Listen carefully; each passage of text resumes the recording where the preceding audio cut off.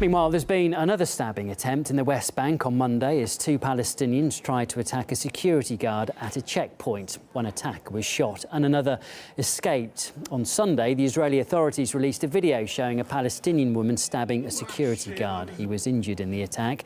The same day, 4 Israelis needed treatment in the West Bank when a Palestinian rammed his car into a bus stop. The attacker was shot dead by Israeli forces. Well, amid the latest wave of violence between Israel and Palestine, Israelis are increasingly taking safety into their own hands. Shooting classes are becoming ever more popular, as RT's Paula Sleer reports.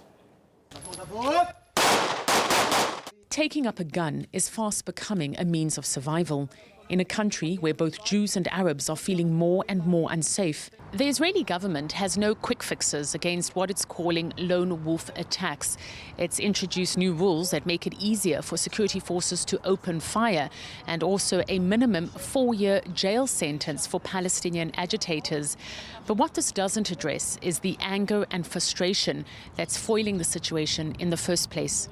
Ironically, it's in a place like this, where bullets are flying, that many citizens now feel most secure. Numbers are up, and people are coming to learn to shoot.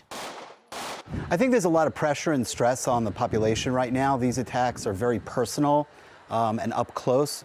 But a weapon is a double-edged sword, and experts warn many die from a bullet from their own gun.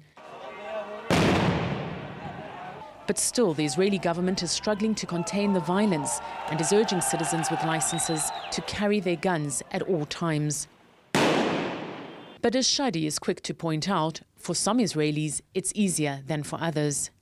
For an Israeli settler, his chances of getting a gun license are 1,000 times higher than someone like me who lives in a Druze village in the north, even though both of us served in the Israeli army. Shadi is a competitive shooter and is proud to show us the certificate licensing him to own a gun. But after having one for 5 years, the police recently confiscated it pending further investigation. By contrast, Nir Degani wears his like a badge of honor. For 16 years, he worked as a police officer and after leaving the service was granted permission to keep his weapon. Since then, it's mostly been under lock and key at home, but now it goes with him everywhere. Because the last situation, I decided to take him with me, even if it's not so convenience. If terror attack will be against other person that is near me, I have my 2-3 seconds to arm the gun and release the safe, and to act good as a good civilian, as a good